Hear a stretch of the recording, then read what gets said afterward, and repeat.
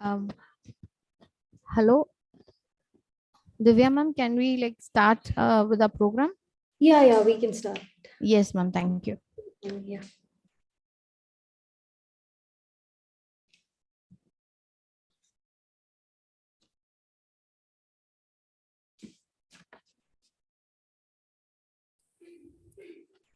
The secret of getting ahead is getting started. A warm good afternoon to the galaxy of intellects, resource person, faculty members, my dear friends, and fellow participants. We are much delighted to welcome you all for this uprising conference. To introduce our esteemed chief guest, we request Madam Miss Mary Sherrill, Assistant Professor, PG and Research Department of English. Please, ma'am. Happy day to one and all present here. I feel much privileged to introduce Dr. Divya Hariharan, lecturer in English language and literature. Dr. Divya Hariharan has served at different designations. Teaching communicative English is a distinct skill. In that way, she acted as communicative English trainer at St. Joseph CGGHS School, Kerala. English teacher in Indian School, Birmingham, Oman, and also as an editor, Listing Maniac online broadcasting firm, Kerala. Her endeavor in teaching and learning didn't stop there. She pursued her higher studies in English and was awarded PhD in English from Lincoln University College, London in 2021. Besides learning, she contributed her service in teaching. At present, she is working as a lecturer and an acting coordinator in General Requirements Unit, Al-Bayam College, Halban, Oman. Publishing paper add a crown to the profession. She has published 11 papers in various international conferences and proud to say that she is a professional member in Institute for Engineering Research and Publications. She has extended her service as an honorary ambassador of Pachyderm Tales Literary Consultancy since 2021. Her passion has fetched her awards like CLR Award as Best Romance Writer for the book Living the Dreams in 2021 and achieved Guinness World Book of Records, London, for being a co-author of an anthology, Eternal Melodies, with an official attempt of 1,111 poets depicting 1,111 poems. She was awarded an outstanding service in the field of literature for the year 2021. Now, may I invite the guest of the day to ignite us on the title, The Secret Language of Women. Please, ma'am. Thank you so much. Good afternoon, everyone. So indeed, actually, it is an honor to be here to give a session on the college, which goes with a mission of empowering women. And when Dr. Lakshmi Priya told me about the same, two things excited me. One was regarding the topic of the conference, that female cosmos. And the second thought was that for the 45 minutes that I get, I'm going to spend with a group of vibrant girls of Vellalar College. So that was indeed something that inspired or that motivated me to do the session. So Dr. Ambedkar, I want to mention, Dr. Ambedkar has rightly said that a progress of a community can be measured by the degree of progress which women have achieved. So you are all, by one way or the other, in the future, you're all going to achieve something great. And so I thought, why not give you a session? You've been attending a lot of sessions for the past 2 days, where you've been getting the process and thread of how to write, what are the methods of writing, or how you can improve your writing. All these you're getting. So being the last session, I thought that why not sprinkle a little bit of motivation to you so that you get inspired and motivated. And by the end of 45 minutes, you get something out of the session and you say that even I want to write something, I want to make a change in the world. So that's why I came out with the topic about the women, the silence of the women, the silent language of the women. So I hope you're all ready to start, right? So the secret language or the silent language of the women. So sorry. just a second. Yeah. So before we start the conversation, like even me and many of you who are sitting here, who are listening to this conference, we all have thought once in our childhood or any one day in our life that I want to be like a boy, or I want to be a boy. So this is something that we have always thought in our childhood. So why did we think that we want to be a boy? Because we thought that being a boy means we get more freedom, being a boy means we can achieve more. And even in literature, like you're all literature students, so when you might have all studied right from the history. So whenever you look into the classic literature, you might have seen that you have heard a lot of names like Chaucer, Milton, Shakespeare, Christopher Marlowe. You've been hearing a lot of names. But before the 19th century, we do not hear much name, like much classics or much novels or poetries or anything which are written by a woman. Why so? Because maybe that people might have thought that they are not good enough as men, or maybe they had restrictions, maybe they had different kinds of traumas in their life, they were not able to come forward. And one of the reason is that they did not get enough motivation, like as we are getting motivation, like sometimes we see a lot of authors who are writing now, we get motivated, right? So in that way, they were not getting much motivation during that time. So rather what happened was even the women started thinking like, am I talking in some language, or am I bringing out a language that no one can understand? So they started thinking, but there was something in them, and there is something in them. So I'm just going to take you back to the history, and I'm just going to tell you like, I'm just going to tell you about the certain women who were there and whom we can take as, like, we can take the motivation from them so that we get inspired and we can change something in the coming future. Okay, so that is what my aim of today's session is. Like by the end, I want to make you all inspired and motivated, that you say that we have a lot of people in front of us to look into and to get motivated so that we can do something like them. So that is what I want by the end of the session. So before I start the session, I just want to tell you or point out a quote which was written by J.K. Rowling. We do not need magic to change the world. We carry all the power inside ourselves already. We have the power to imagine better. So when it comes to women, we have everything within us. We have thoughts, we have imagination, we have the power to imagine better. The only thing is sometimes we lack someone, like sometimes we lack that. We need someone to get motivated, we need someone to get inspired, to look on to get inspired so that we can move on in our journey. So this is what we are lacking, because we don't know like what is happening. For example, I can tell you, sorry for this correction, like when you were talking about me, when you were reading about me, one small correction, like I am a student currently, like I am doing my doctorate as well as I'm a lecturer. I'm studying in, I'm teaching in one of the college in Oman, and I'm an author as well. I've written around 4 to 5 books.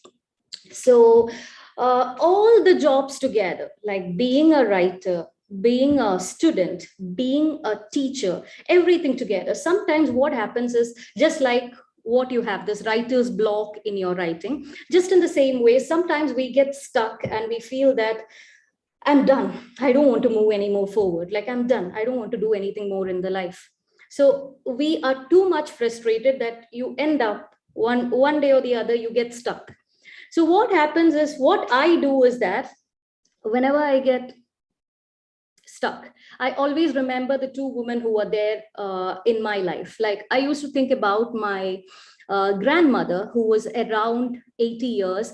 She had a lot of children who could have looked after her in a very good way, but still like she always wanted to stand in her own leg, and she was doing a little home business where she was making money and she was living her life.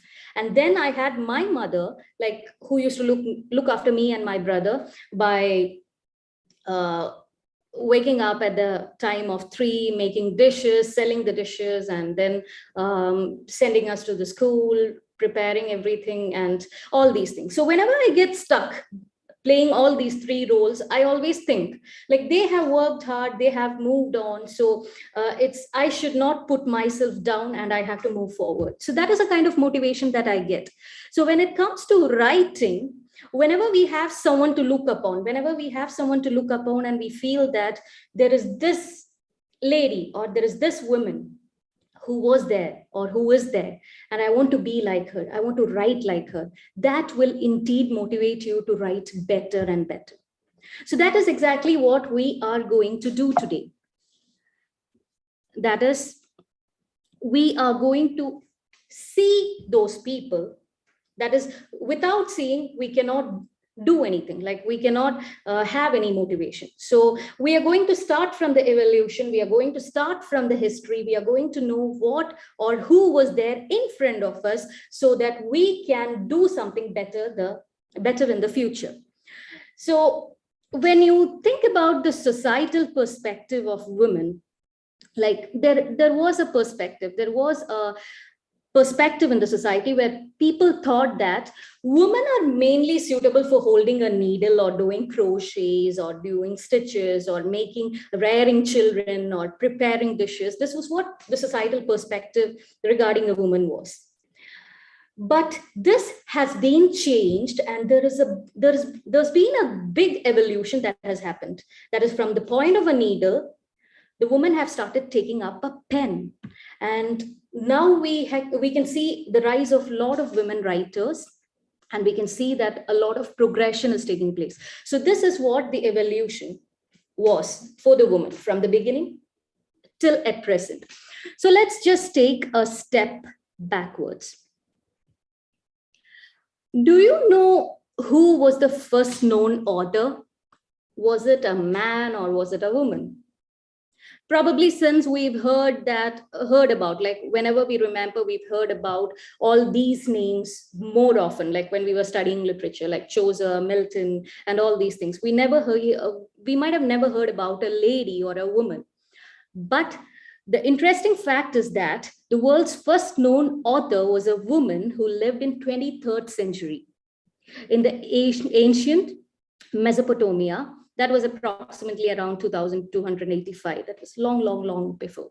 So there was a lady, and this was that lady. That is, her name was Enheduanna, and she was a Sumerian and priestess poet. And she was the one who invented, it has been said that she was the one who invented literature. She was a writer, she was a poet, she was a priestess, and she composed a lot of literature works. Whatever she wrote in an autobiographical manner, in a personal manner, with a numerous biographical features. But this is a fact which is less known in the modern world. Like whenever people start studying literature also, this is a fact which is hidden, or it has not been known to everyone, or even to the literature students. Why? There is a question why.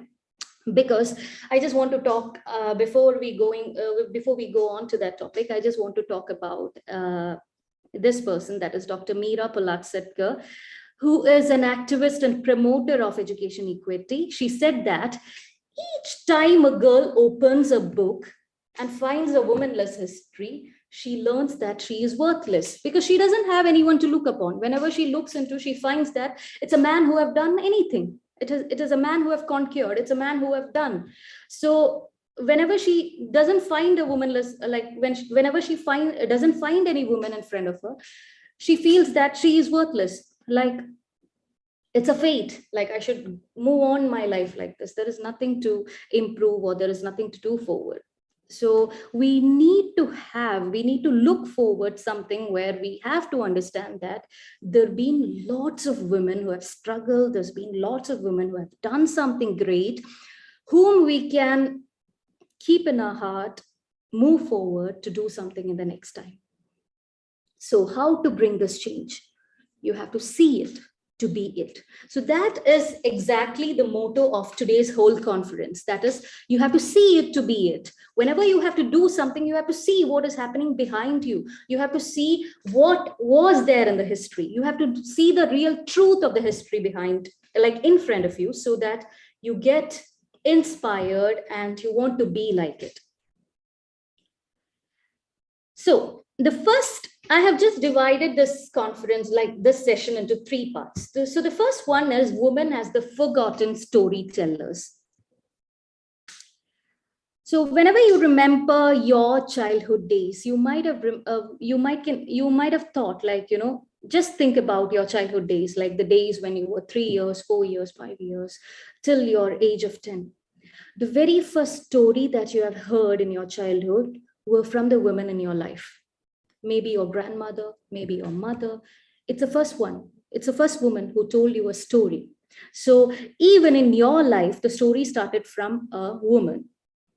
Then why was women's writings ignored?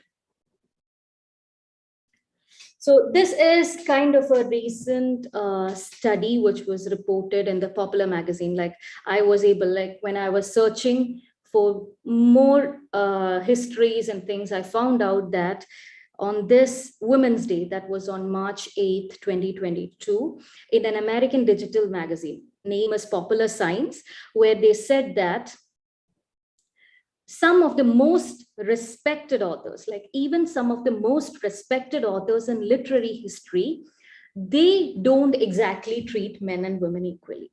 That is, even the people who know the importance of writing, even the people who are so prominent or so famous in writing literary things, even after writing about women also, they are not treating the men and women equally when it comes to the real life. So this is a study which was conducted during the time of March 8, 2022. And let's do a time travel now. Let's just see what is behind the history, or what was happening behind before. So what was the reason? I asked you before, right? What was the reason why women's writing were put in the trash? What was the reason? Why was there no woman who wrote before the 19th century? Because back to the history, women always held an inferior position because it was a male-dominated society. It was a society where prominence was more given to men.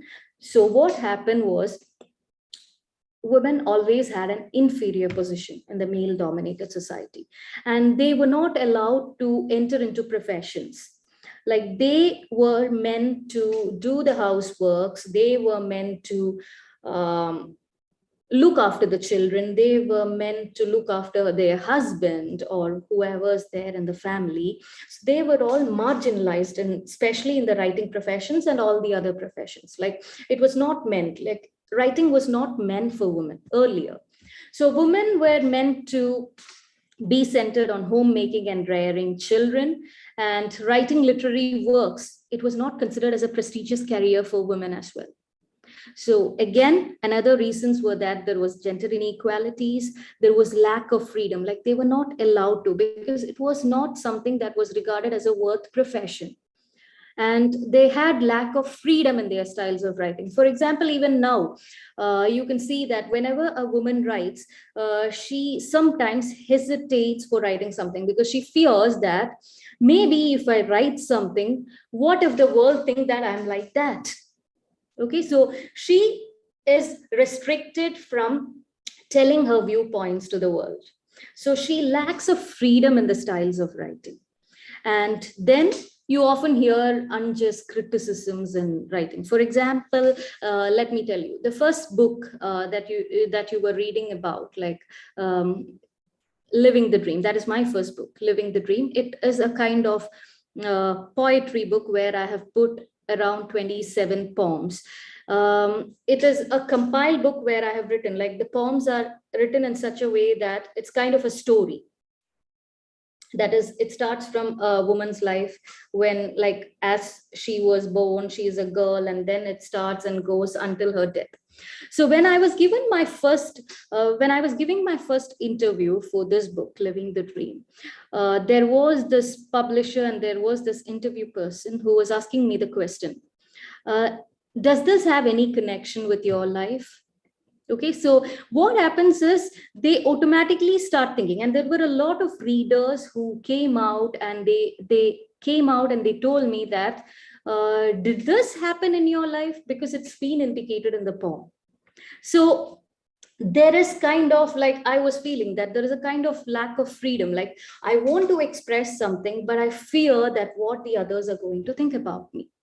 So there is a kind of unjust criticisms that we receive. There is an unjust, like, there's a kind of lack of freedom where we have to think before we write.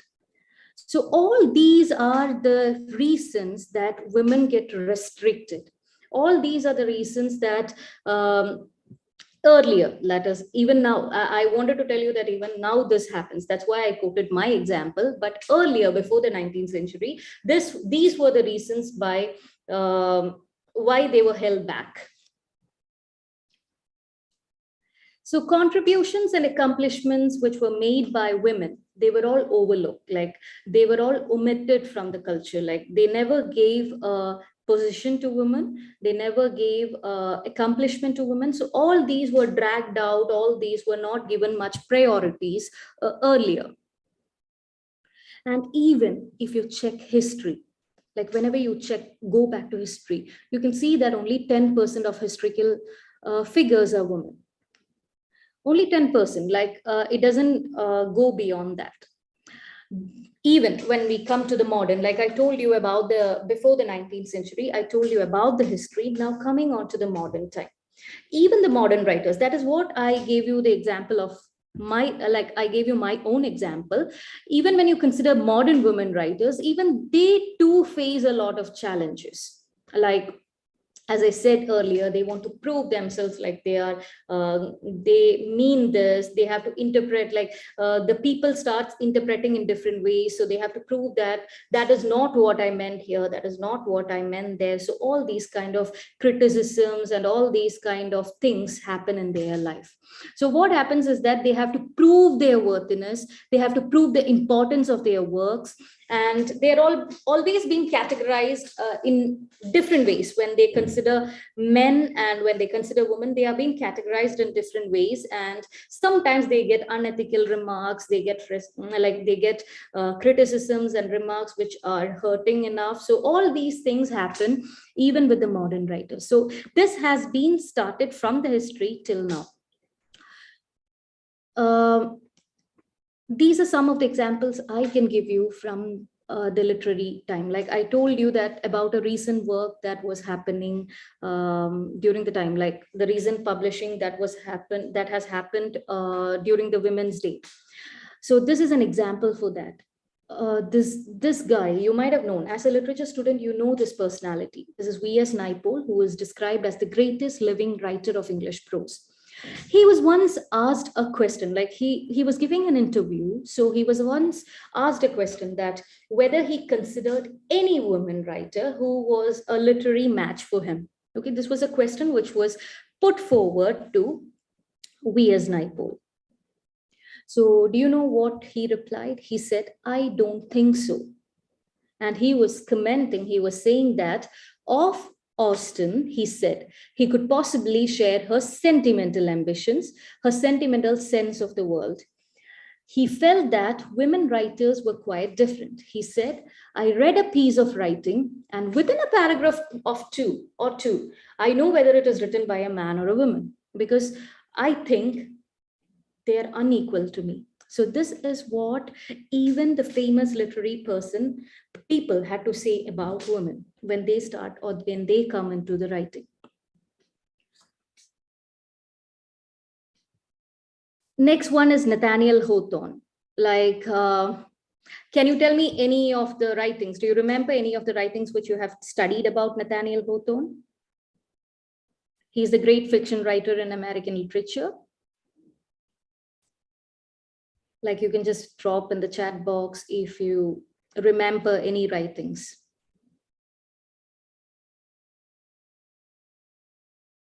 Very good, exactly. The Scarlet Letters, one of the famous writings of Nathaniel Hawthorne, where you can see that he is writing about dark romanticism.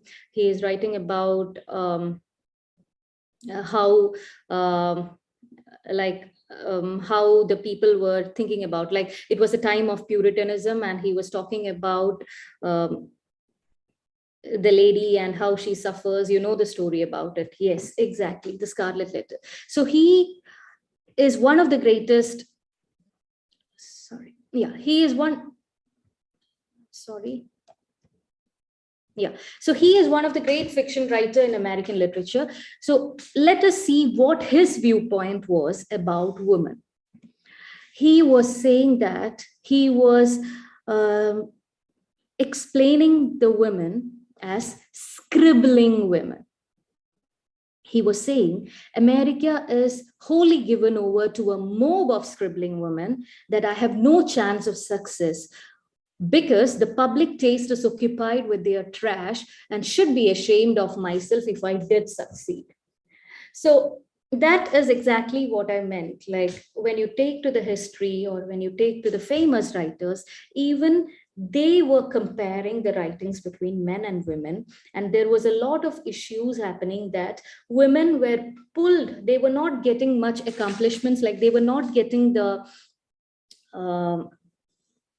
what do you say, they were not getting the accomplishments, or they were not getting what they really wanted to get. That was one session. So I know, I hope that you knew about the history now. Like, I hope that you know who was there in the history. There was Enho Duana, who was the first one who found out literature. So I hope I could give you a little bit motivation telling you about the history. Now let's talk about fairy tales. So what is the first thing that comes to your mind when we talk about the term fairy tale? What is the first thing that comes to your mind when you hear the word fairy tale? Or can you just tell me, like, you can put it in the chat box. What is the first thing that comes to your mind when you hear the term fairy tale? Imaginative sceneries, yes. What else? Does that give you nostalgia? Does that take you to the memories of your childhood?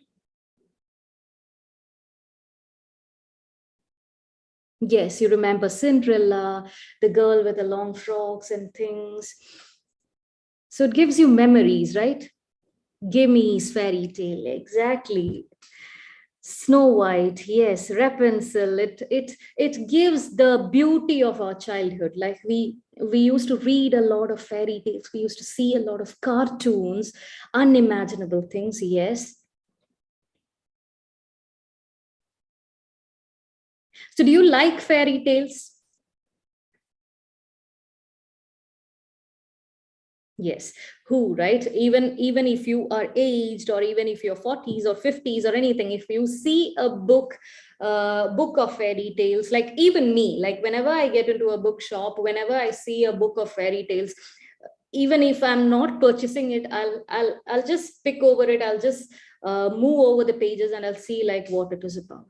Or even the things, like even I see, I know the story of Cinderella or Rapunzel or anything, but even if I see, I just check over it, like in order, like it brings you memories, it brings you nostalgia, it takes you back to your childhood. Yes, exactly, it takes you back to your childhood. It is kind of memories that we hold on, like with the fairy tales. And even if you know, nowadays a lot of movies are coming with the fairy tales, like the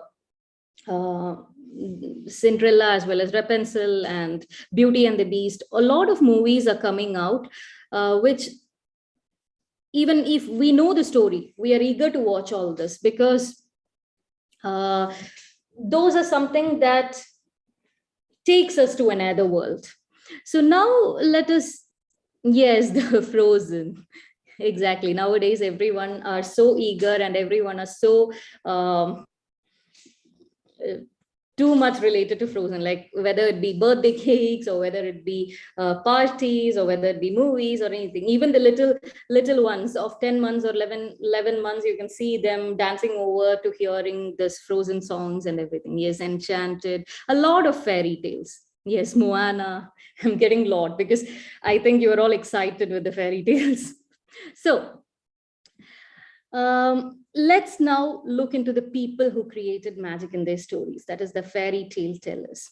So as I said earlier, fairy tales have always been a positive impact in our childhood. Like whenever it comes to fairy tales, it always takes us to another life. It takes us to a supernatural way. Like you see Alice in Wonderland, or as you said, Cinderella's or Grimm's tales, everything. It takes you back to your childhood. It gives you a pleasant time, free from all the things that you are looking around. So it's kind of a voyage. It's kind of a travel that you take when you read a fairy tale. So let us also now take a voyage to the fairy world now. So fairy tales, it brings childhood memories. But do you know, can you just tell me, do you know who were the first famous fairy tale writers? Who were the first famous fairy tale writers? Whom do you remember as the first fairy tale writers?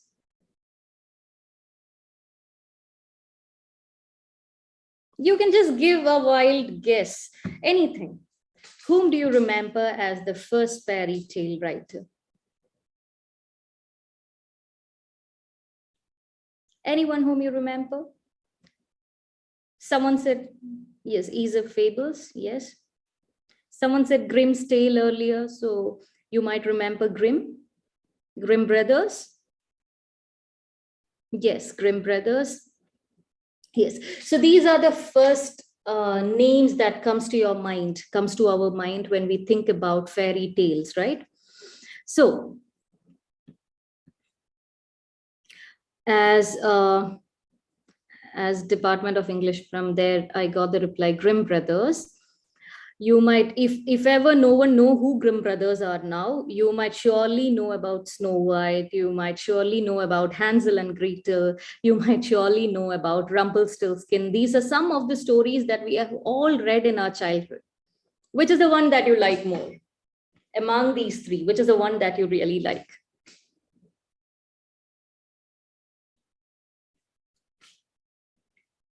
Which is the story? Is it Snow White? You like Aesop Fables? I'm just asking from these three, like Aesop Fables. Hey, I mean, Snow White, Hansel and Gretel, Rumpelstiltskin, the Snow White, right? It was so cute. Like you had all the small beds when Snow White is coming. You have all those small beds. Yes, Hansel and Gretel. Yeah, and the dwarves are coming, and all this. It gives a lot of good feeling to your mind when you hear the stories, when you get to know all those, when you picture all those in your mind. It's a wonderful feeling. So these were the things that was written by Grimm brothers. And then we had this Hans Christian Andersen. Okay, if ever you don't know who he is, you'll surely know when you see these pictures. Thumbelina, the ugly duckling, the Little Mermaid. Have you seen any of these?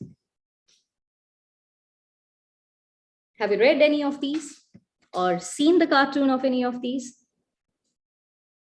Yes. So when you come to here, yes, Thumbelina, Ugly Duckling, the Little Mermaid. So all these were, sorry. So all, oh my God. Just a second.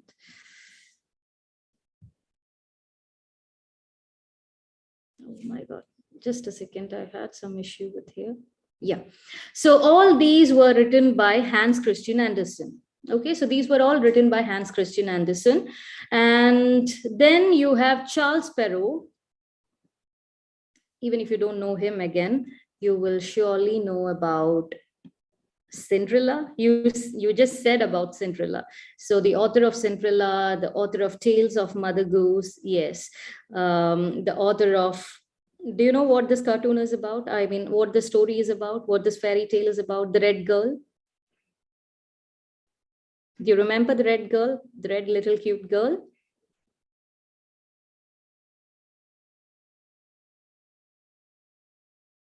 Little Red Riding Hood. Do you remember Little Red Riding Hood? Like it was some of the best stories that we have read in our childhood.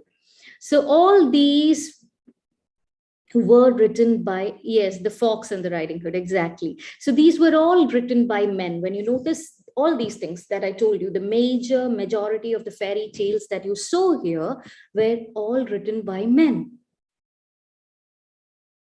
But do you know something? That is the term fairy tale, that we've been talking a lot of fairy tale, fairy tale, fairy tale. All these fairy tales, the term fairy tale was actually invented by a woman. Again, you can see that right in the beginning. I told you that in the history, someone who started with the literature was a woman. When it comes to fairy tale, again, I showed you a lot of fairy tales, but still the term fairy tale again was something that was invented by a woman. So this was the lady who invented the term fairy tale, Madame d'Aulnoy, who was a 17th century French writer. I told you in the beginning that before the 19th century, we never knew who were there, like who were the women. Was there any woman who wrote something? So this was a French writer, and she had published 4 volumes of fairy tales. So before, what happened was, before the 19th century, during the time of 17th, 16th, 17th, 18th century, these fairy tales were actually meant for adult readers. They were not meant for the kids. They were meant for the adult readers. And it was during this time that Madame d'Aulnoy started publishing fairy tales. She was the one, she and a group of other women, they were the one who brought the term fairy tales. And this is the first fairy tale that she had written. Like, this was even meant for the kids as well. That is the White Cat. This was the first one that she had written. And one fascinating thing that when I researched, one fascinating thing that I noted was that I talked about Grimm brothers, right? So this Grimm brothers, many of the tales which were written by the Grimm brothers was actually told by a girl who was living next door. Okay, it was told to Wilhelm Grimm, one of the Grimm brothers, by his next door neighbor, the 19-year-old girl, Dorchen Wild. So she was the one who used to tell them all these fairy tales, and these Grimm brothers were just writing it up and were giving it up. So these stories were actually told by a woman. For example, almost 1/4 of Grimm brothers' tales were told by a woman, like Hansel and Gretel, Rumpelstiltskin, Six Swans, The Four King, and all the other stories. Like, almost a quarter of stories were told by Dorchen Wild. So this is something fascinating that I found. So see, women are everywhere. Right from the history, we are just silenced. So, but there is the presence of women everywhere. And women writers later, what happened was they started getting restrictions, as I told you, that they were not allowed to write much. So women writers, they started using male pseudonyms, like they started writing in the names of men, so that they thought that they would get much more freedom. So they started experimenting. They were able to freely express themselves. There was no one to come and tell them that, are you writing about this? Or why did you write about this? There were no one to tell about that. So they started using male names, and they started writing with this anonymity. And they started publishing the works, because they thought that when they were able to publish in that way, they could work out, or they could bring out works without prejudice. Like, people will never look upon them with prejudice. And this has been started centuries ago. It was started from Louisa May Alcott to J.K. Rowling. Even at present, like in 2013, she had published a work under a male, like under the name of a man. Okay, so women's writers have always published under the male pseudonyms. So, for example, Charlotte Bronte herself, she stated that we did not declare ourselves women because, without at that time suspecting that our mode of writing and thinking was not what is called feminine, we had a vague impression that authoresses are liable to be looked on with prejudice. So that was her point of view. Like, during the time of 19th century, there had some viewpoints, like if you are a female, you had to undergo, or you have to follow these and these rules. Only if you follow these rules, you are feminine. So they had some restrictions there, which they had to go through. So what authors like Louisa May Alcott or Charlotte Brown thought was that in order to come forward, or in order for the other people in the society, in order for them to not look onto us with this prejudice, they probably have to publish something under the name of man, under the name of male pseudonyms.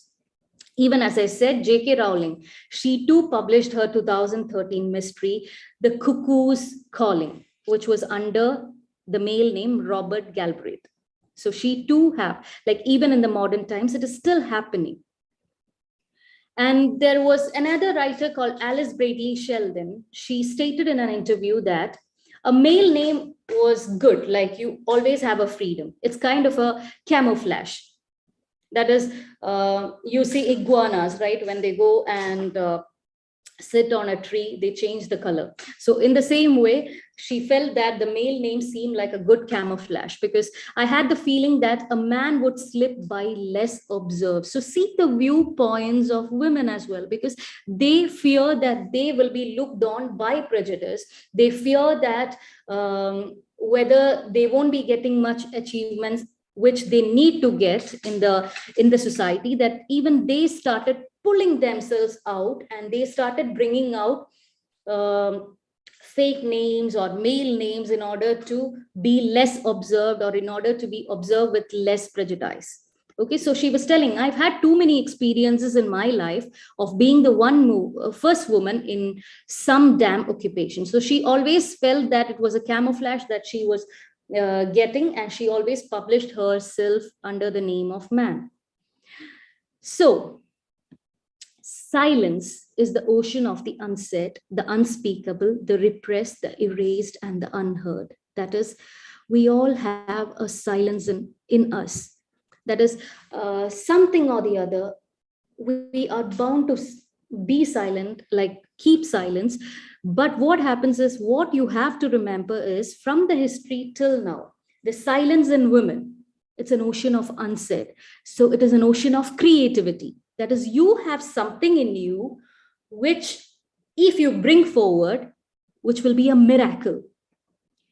It is the unspeakable. It is something that is not common. It's not about the common themes. It's not about something that is already there in the world. It is something that is unspeakable, which if you speak, it is going to create a big change in the world. And then the erased or the unheard, you have a lot of things. If you look into your ancient past, your ancestors, the women who were there in your family, there is a lot of history, there is a lot of stories which are erased, which you can very well get inspired and bring forward. And then there is unheard. There are a lot of things which we keep ourselves, which we hide ourselves, which we need to bring forward, which needs to be heard by the world. And this reality can be brought forward only by a woman, only by woman's writing. And you have a lot, immense of things that are there in you, which you can write and bring forward. So it's time to unleash these valuable treasures hidden in every woman.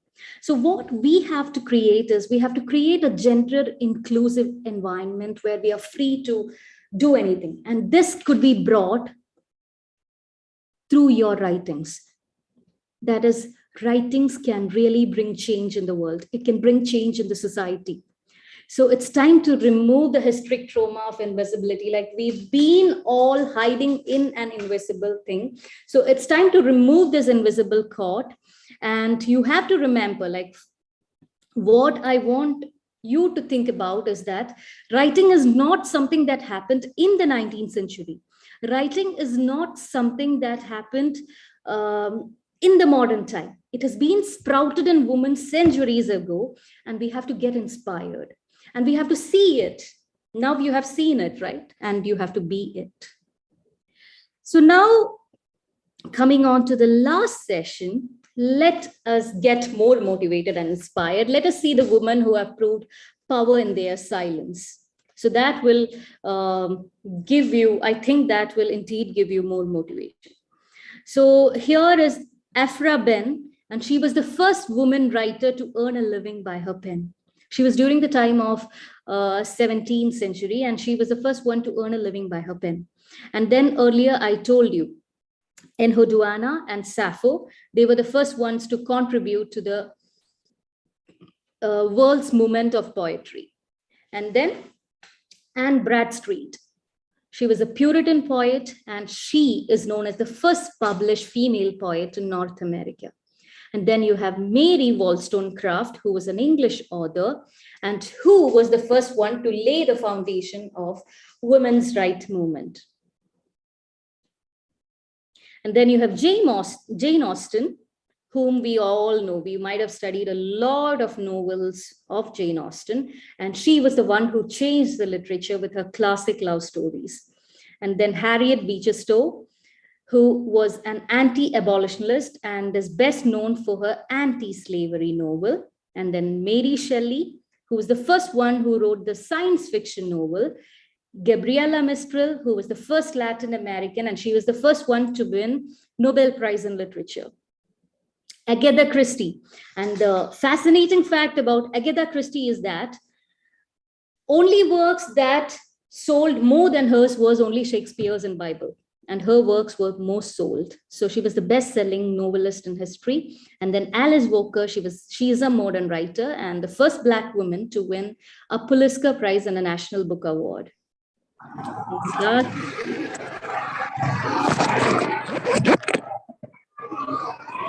Sorry, there's some disturbance.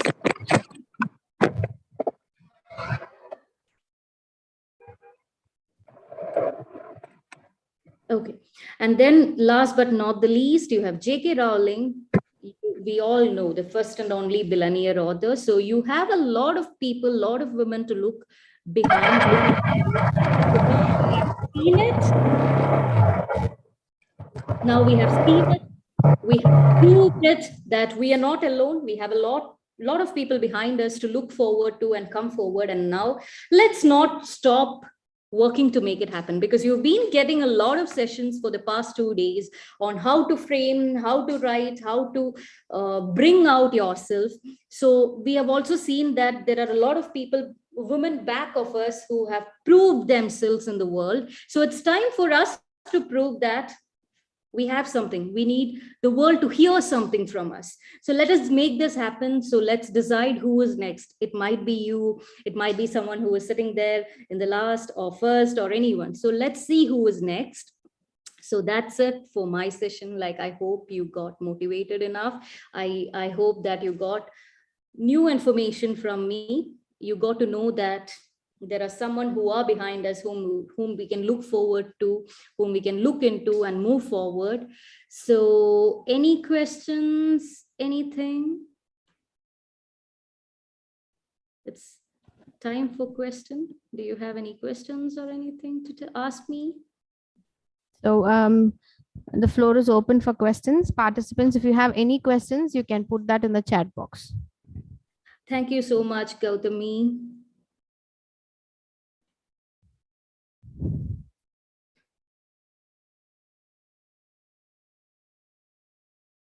Thank you so much, Dr. Bharti. So if ever you have any queries or any questions, if you do not have now, but if ever you face any questions or queries or anything, you can, here's my mail ID and here's my number. You can anytime. Yes. So these are some of the books that I have written till now. It is available in the Amazon. So if ever you want to read, you are interested, like my theme is exactly based on women empowerment. And even I focus on the theme of women empowerment whenever I do something. So these are something that I've written, and I've been part of a lot of anthologies. So some of the anthologies are Elemental Magic, Petrichor, and My Feelings on Paper. So if ever you are interested, you can look through my works. And if ever you have any concerns or queries, you can very well ask me. I gave you my mail ID and phone number as well. So any other questions or queries?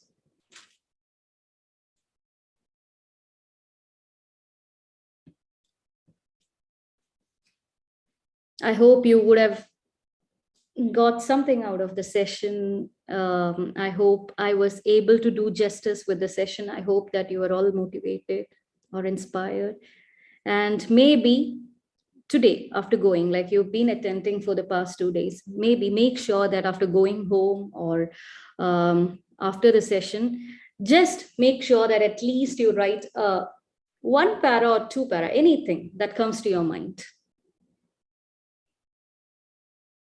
That will be something that can be done as a start off. Like you can just start out with that and then you can travel forward.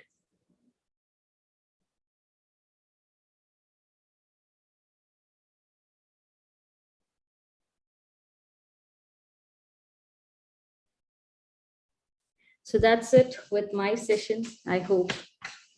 Yes, thank you, ma'am. I think this is most of us actually read a lot of fairy tales, but we don't know the origin of, like, as you told, like who actually started and all this. I think this is a kind of a this was an enlightening session in a way, because it was dealt factually, and so many of us, I think even we as staff members, have actually learned a lot from this session.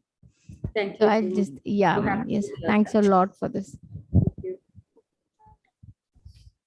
I'll just ask the participants. Anyone else is having any questions as such or want to say anything?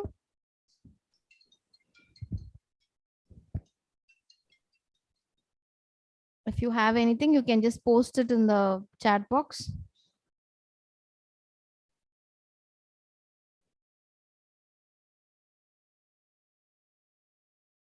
Ma'am, if you're not having, can we move on to the next session, ma'am? Sure, sure. Yeah, okay.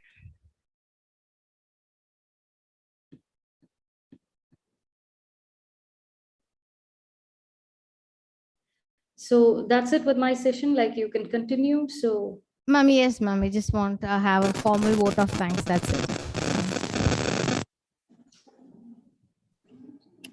Warm greetings, ma'am.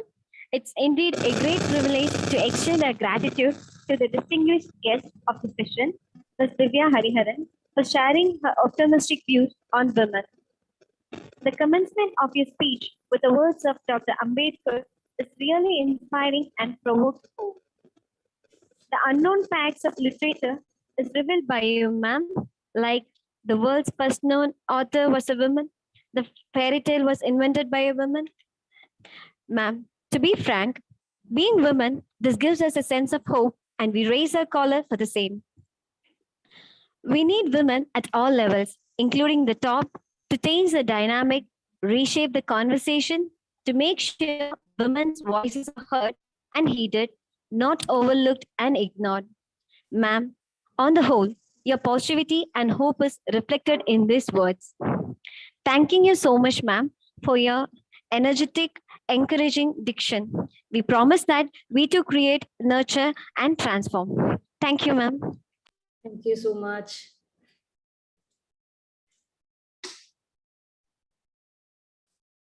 Yes, ma'am. Ma'am, with your permission, I'll just make a small announcement on behalf of Pachyderm Tales. Yeah, sure, sure. Yes, ma'am. So it's an announcement to all the students on behalf of our collaborators, Pachyderm Tales. Students can write a poem or compose a song with their own lyrics and post it in the Instagram account and tag Pachyderm Tales. So the best 3 poems or song compositions will be selected and awarded with prizes. So this was something which Dr. Lakshmi Priya as well as Madam Shweta Prakash wanted to convey. So this is an announcement to the students. Thank you so much, ma'am, on behalf of our college. And you really gave a lot of insights into fairy tales and who are the women behind all these things. Thanks a lot, ma'am. Thank you so much. Thank you. Yeah, thank you. So I think